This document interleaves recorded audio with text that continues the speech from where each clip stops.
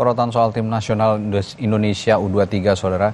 Tim nasional Indonesia U23 terhenti langkahnya di semifinal Piala Asia U23 2024. Garuda Muda harus mengakui keunggulan Uzbekistan 0-2.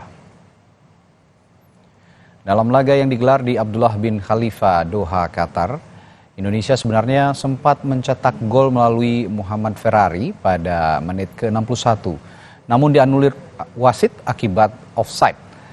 Menit ke-67, Uzbekistan yang terus menekan akhirnya membobol gawang Hernando Ari melalui Hussein Nurshaev. Di saat tertinggal, Indonesia justru harus kehilangan Rizky Ridho usai melanggar Josbrek Jaledinov. Uzbekistan semakin menjauh akibat gol bunuh diri Pratama Arhan pada menit ke-86 dan Uzbekistan menang 0-2 dan berhak maju ke babak final untuk menantang Jepang setelah menang 2-0 dari Irak. Sementara Indonesia akan jumpa Irak di perebutan tempat ketiga.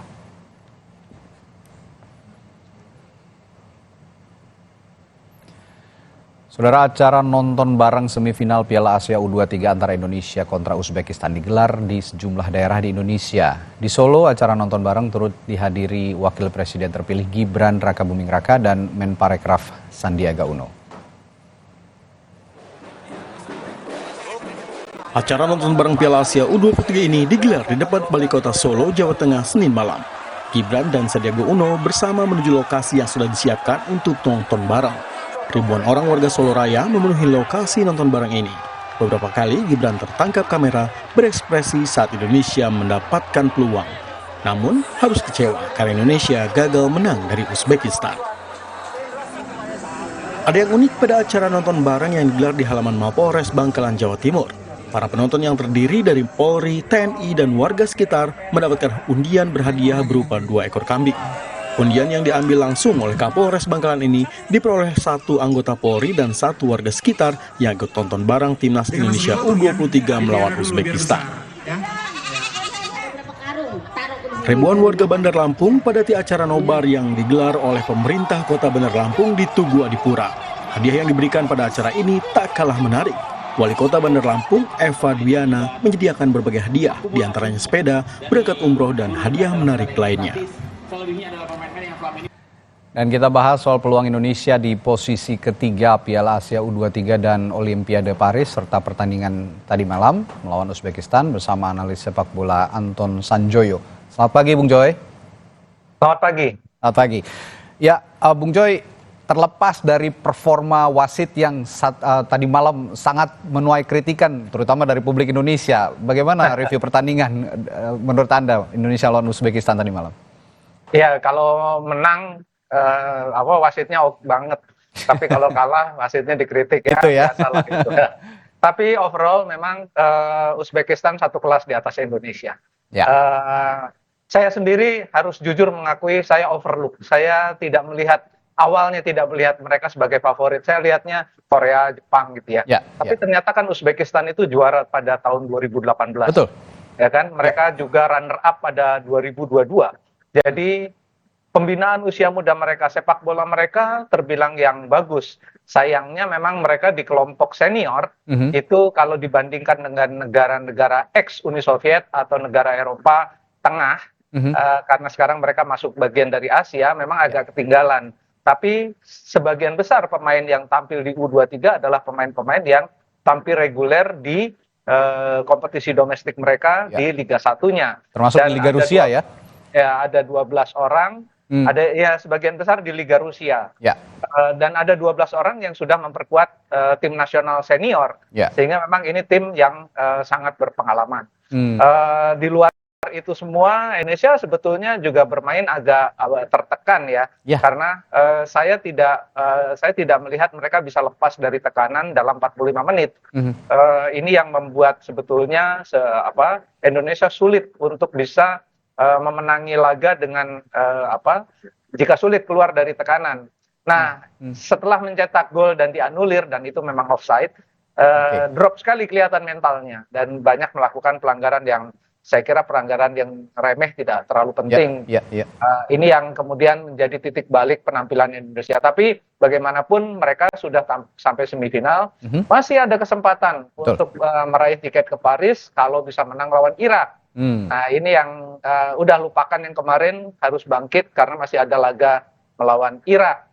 Kalaupun kalah lawan Irak, masih ada laga melawan Guinea. Jadi nggak boleh lagi kalah tuh. Kalau kalah lawan Irak masih oke. Tapi kalau lawan Guinea kita harus melupakan mimpi ke Paris 2024. Ya, kalau kemarin kan skema atau opsinya ada 3 ya, masuk ke final, dapat tiket otomatis, atau menjadi juara ketiga dan juga playoff melawan Guinea, Federasi Guinea. Tapi sekarang hanya 2 opsinya, juara ketiga atau nanti pun tidak bisa merebut juara ketiga masih ada lawan Guinea. Tapi saya ingin mereview sedikit juga pertandingan tadi malam. Yang menarik begini, Bung Joy. Seperti agak kebingungan begitu ya, karena begini, jika Indonesia main garis tinggi begitu ya, mulai pertahanan Indonesia main garis tinggi, ini sepertinya mereka akan kesulitan untuk mengantisipasi umpan-umpan terobosan dengan kecepatan pemain Uzbekistan. Tapi jika garis pertahanannya rendah begitu ya, merapat ke gawang, tendangan-tendangan jarak jauh mereka dari Uzbekistan juga sangat baik. Ini jadi kebingungan sendiri. Bagaimana kalau mengantisipasi hal yang seperti ini biasanya? Iya, high defensive line hanya bisa dilakukan kalau dominan dalam passing, dominan dalam possession. Itu tidak bisa dilakukan kalau Indonesia tidak dominan. Nah, inisiatif dominasi justru memang diambil oleh Uzbekistan karena mereka memang punya kemampuan untuk itu. Dan dalam preview sebelumnya saya juga katakan 8 dari 12 gol Uzbekistan pada sebelum semifinal itu didapat dari intercept mereka di lini tengah gitu. Statistik global sepak bola mengatakan 60% gol didapatkan oleh semua tim di seluruh dunia lewat intercept di lini tengah dan mereka clear interceptnya. Ini yang membuat Uzbekistan begitu dominan. Anda bisa bayangkan sebelum semifinal mereka mencetak 12 gol tanpa kebobolan. Mereka hanya dapat 2 kartu kuning dengan 48,5% intercept berhasil di sektor tengah. Gitu loh. Jadi itu sangat besar. Nah, ini yang membuat tim seperti Indonesia tidak bisa, yang bermain sebetulnya pola permainannya sangat ofensif, tidak bisa melakukan high defensive line.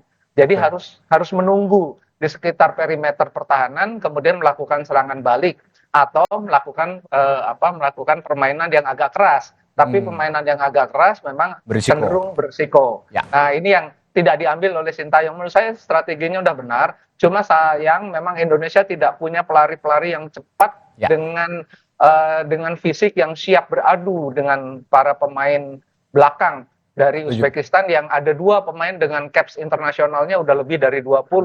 Jadi memang kemarin itu Indonesia harus belajar banyak lah, harus mengakui bahwa Uzbekistan memang unggul di semua lini. Unggul 1-2 kelas lah ya di atas kita. Karena memang kalau saya lihat body charge-nya luar biasa, lalu pace larinya juga sangat cepat gitu ya. Jadi ini yang jadi PR sepertinya dari Coach Sintayong nanti kalau memang menghadapi tim-tim yang punya body charge luar biasa bagus dan juga kecepatan yang luar biasa tinggi. Kalau kita lihat ada Indonesia bukan tanpa peluang, bahkan sempat mencetak gol meskipun dianulir oleh wasit karena dinilai offside ya setelah direview melalui video assistant referee atau VAR. Anda melihat VAR keputusan wasit sudah tepat? Tepat, karena memang kaki Ramadan Sananta sedikit mendorong lebih jauh daripada pemain terakhir sebelum kiper. Ini ya keputusan yang tepat secara rules ya. Mudah-mudahan kalau IFAB sudah resmi mengeluarkan peraturan yang baru, karena peraturan yang baru offside adalah setengah badan itu masih onside, kecuali 1 badan penuh.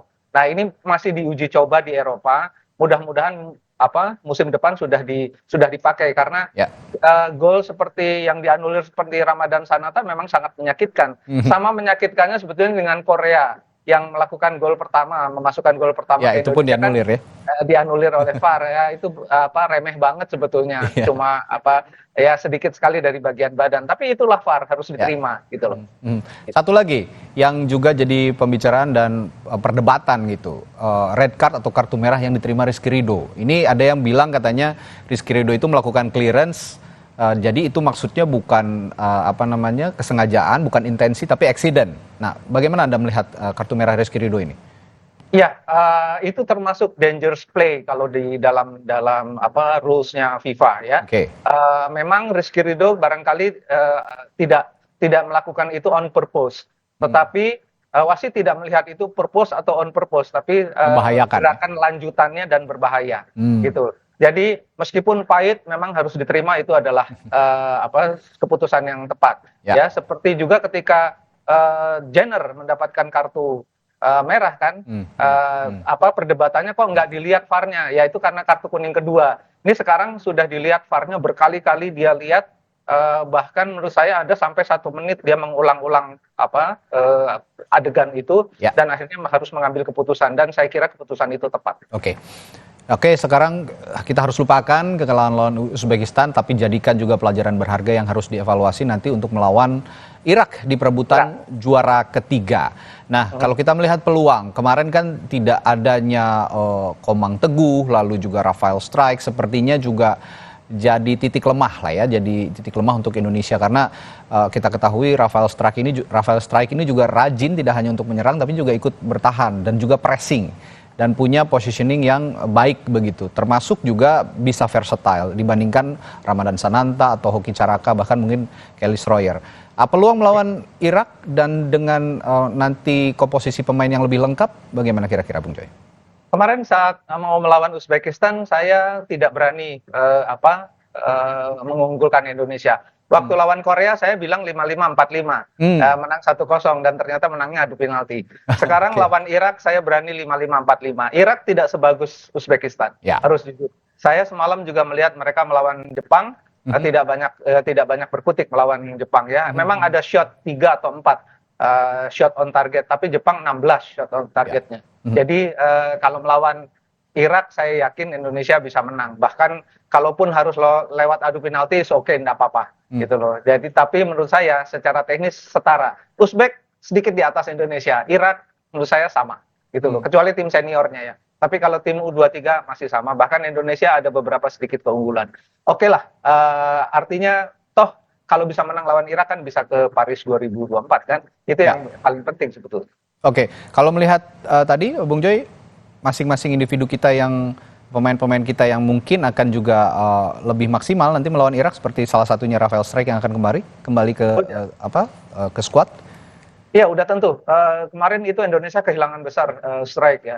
Dia dalam 3 pertandingan terakhir kan nggak bikin gol, tapi bikin kocar-kacir pertahanan lawan, bikin Marcelino bisa bikin gol, bikin Komang bisa bikin gol, bikin Witan bisa bikin gol, ya kan? Dan dia baru bisa bikin gol ketika melawan Korea, dan itu golnya cantik-cantik. Nah, ini Indonesia kehilangan. Ketika nanti lawan Irak, dia harusnya tampil lebih perform bagus ya, karena dia udah istirahat 1 pertandingan, lebih bugar dari pemain yang lain. Mudah-mudahan bisa memberi solusi bagi tim Indonesia U23. Saya jadi teringat perbincangan kita terakhir, Bung Joy, bahwa kita sempat kritik gitu ya. Ini justru pemain-pemain naturalisasinya kok nggak ada yang maksimal. Dan Rafael Strike ternyata menjawab hal itu besoknya melawan Korea dengan menceploskan 2 gol. Jadi kritik kita juga ternyata dijawab langsung oleh Rafael Strike ini. Nah, ini saya ingat benar.